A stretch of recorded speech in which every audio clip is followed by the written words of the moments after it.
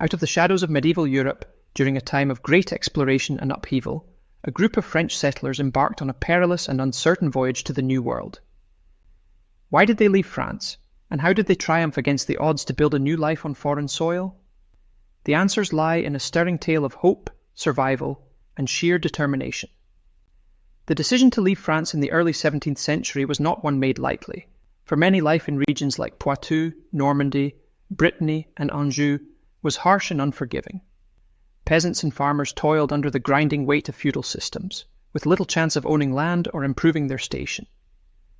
Meanwhile, the wars of religion, decades-long conflicts between Catholics and Protestants, had left scars across the nation, destabilizing communities and creating tension even where physical violence had ceased.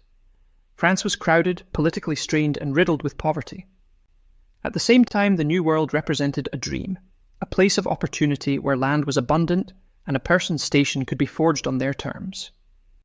King Henry IV and the French crown were keen to expand their influence overseas, offering incentives for settlers brave enough to cultivate distant territories.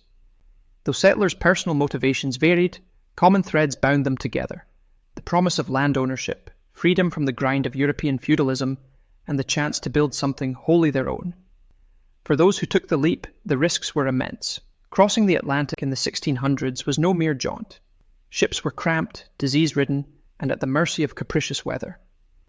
Many who boarded these vessels understood they might not survive the voyage.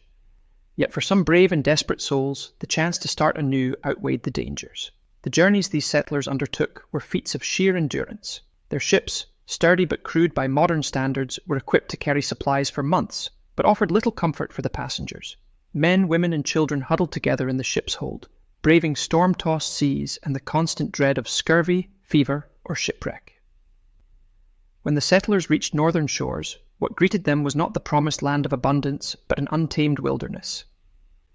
They first arrived in 1604 at Ile Sainte-Croix. The winter of 1604 and 1605 was disastrous, scurvy killing at least 36 men. In 1605, the settlers moved to Port Royal, now Annapolis Royal, in present-day Nova Scotia in Canada. This area became the heart of what we know as Acadia.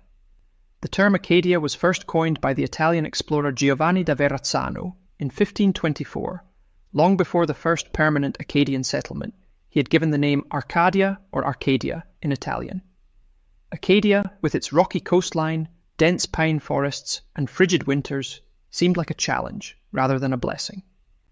Yet hardship was something these settlers knew well. Survival was embedded in their DNA.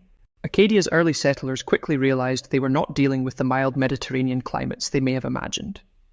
Winters in this part of North America were punishing, but the region itself brimmed with potential.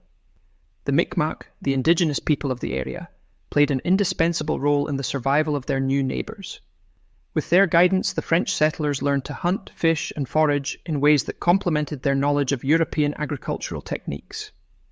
One of the settlers' greatest triumphs was their ability to adapt farming practices to Acadia's challenges. Using dikes and wooden sluices, they developed an ingenious system to reclaim salty marshland and convert it to fertile farmland. Crops like wheat and rye flourished, and soon the settlers were producing enough food not only to sustain themselves but to develop thriving trade networks. Unlike the centralized French colony of Quebec, Acadia grew in a piecemeal fashion, with small, loosely connected communities. However, this independence and the lack of direct oversight from the French crown allowed the settlers to forge bonds and traditions unique to their environment. They grew into a people set apart, defined by their pragmatism, resourcefulness, and the kind of communal spirit that hardship so often fosters. Despite the technical success of their settlements, Acadians were never secure in their foothold. Caught in a tug-of-war between European powers, they were pawns in grander colonial disputes. France and Britain struggled incessantly for dominance over the region, and the Acadians, knowing their precarious position, adopted a strategy of neutrality. This refusal to pick sides was born not of cowardice, but of necessity. Without military support or substantial reinforcements from the motherland, siding with one empire or another could have meant outright devastation. Their neutrality, however, was a double-edged sword. Neither the French nor the British viewed the Acadians as fully loyal, leaving them vulnerable to the whims of whichever empire claimed dominion.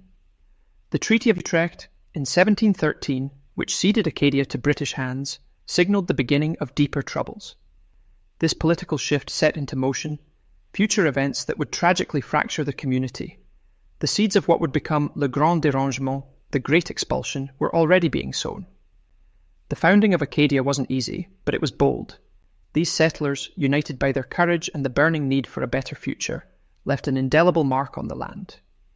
The communities they built were not merely trading posts or colonies. They were homes built on unrelenting determination and the refusal to be undone by adversity. With no significant reinforcements from Europe, the population in Acadia grew almost entirely from the families who had originally settled the land, creating a closed and tightly knit society. Intermarriage among the settlers became the norm, less out of custom and more out of necessity. The lack of diversity in potential partners meant that genealogical lines were constrained, and the gene pool became increasingly insular. Over generations, this had profound consequences on the population's genetic makeup, amplifying specific traits and setting the groundwork for what geneticists today recognize as a bottleneck effect. The genetic bottleneck in Acadia meant that rare mutations, which would typically remain dispersed in a larger population, became more concentrated. Genetic traits that might have otherwise been invisible in a diverse population began to emerge more prominently. This phenomenon set the stage for higher frequencies of certain inherited conditions within the isolated Acadian community. While this would not become fully apparent until they resettled in Louisiana centuries later, modern genetic studies have uncovered startling insights into these early effects. Cases of inherited disorders like Usher syndrome, characterized by hearing and vision loss, trace back to specific founder mutations present in the Acadian population. Similarly, increased occurrences of conditions such as Tay-Sachs disease in present-day Acadians can be directly linked to the concentrated genetic traits of their ancestors in Acadia. Catholicism was a binding force among the settlers, shaping both their social norms and their relationships. The French-English rivalry played a crucial role in shaping Acadia's fate, leading to its conquest by the English in 1654. However, the region was later restored to France through the Treaty of Breda in 1667. In 1690, New England adventurer Sir William Phips captured the colony, but it was once again returned to France under the Treaty of Ryswick in 1697. Following the War of Spanish Succession, 1701 to 1713, Acadia fell under British control permanently. In 1749, the capital was relocated from Annapolis Royal to Halifax, chosen for its superior seaport and its distance from Acadian population centres. The move aimed to establish Halifax as both a military stronghold and a commercial counterbalance to Louisbourg. Britain then took decisive steps to populate the colony with its own settlers, attracting migrants primarily from England as well as German regions with British ties, such as Hanover and Brunswick. Between 1750 and 1760, an estimated 7,000 British colonists and 2,400 Germans arrived in Nova Scotia. To maintain a strategic presence, the British constructed Fort Lawrence in 1750 to monitor French activities and their Mi'kmaq allies. The fort also served to safeguard potential English settlers and deter land invasions from Canada. Amidst mounting English threats and the looming risk of French and Indigenous reprisals, Acadian representatives were summoned to appear before Governor Charles Lawrence. One of the darkest chapters in Acadian history began in 1755, a pivotal event that forever altered the lives of thousands and left an indelible mark on their genetic legacy. The expulsion, once set in motion, lasted from 1755 to 1762. During this period, the Acadians were forced onto ships and deported to various English colonies along the eastern seaboard, reaching as far south as Georgia. Over time, some managed to make their way to Louisiana, where they played a key role in the development of Cajun culture. The Great Expulsion was both a human tragedy and a moment of profound fragmentation for the Acadian people. Families were torn apart, communities uprooted, and generations left to grapple with the fallout of a forced exile that scattered them across North America and beyond. This upheaval disrupted the genetic and cultural continuity that had characterized Acadian populations for over a century, replacing it with a patchwork of new influences born from survival in foreign lands. The Great Expulsion was the culmination of escalating tensions between the British and French empires over dominion in North America. Though Acadia had been ceded to Britain by the Treaty of Utrecht in 1713, the French-speaking Catholic Acadians remained a thorn in the side of the British crown. Suspicious of their loyalties and viewing their refusal to swear allegiance to the British king as an act of defiance, British authorities issued a brutal order in 1755. Acadian men, women and children were rounded up, stripped of their homes and possessions, and loaded onto ships bound for destinations as far-flung as the American colonies, the Caribbean, England and France. The expulsion shattered what had been a tight-knit, insular population. Families that had intermarried for generations, reinforcing a distinctive genetic pool, were now torn apart. Ships carried them to unfamiliar lands, where survival meant adapting to new communities, and intermarriage with non-Acadians became unavoidable. This forced exile introduced an array of genetic influences as Acadians were deposited into host societies where they sometimes integrated with locals. Acadians who found themselves in southern states, including Virginia and the Carolinas, intermarried with local populations, acquiring English, Scots-Irish, and even enslaved African heritage. Others sent to the Caribbean islands added Spanish and Creole ancestry to their genealogical lineage. Those shipped to France, ironically returning to the land of their ancestors, faced hostility and poverty, but also formed unions that reintroduced genetic links to mainland Europe. Such widespread scattering fractured the genetic homogeneity of the Acadian people. Long-standing traits concentrated by their isolation began to dilute.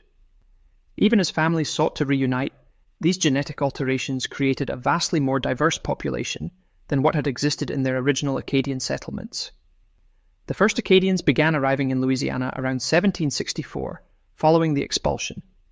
Over the next few decades, approximately 3,000 Acadians made their way to Louisiana. They settled primarily in the rural areas west of New Orleans, in what would later become known as Acadiana or Cajun country, Cajun being the anglicized term of Acadian.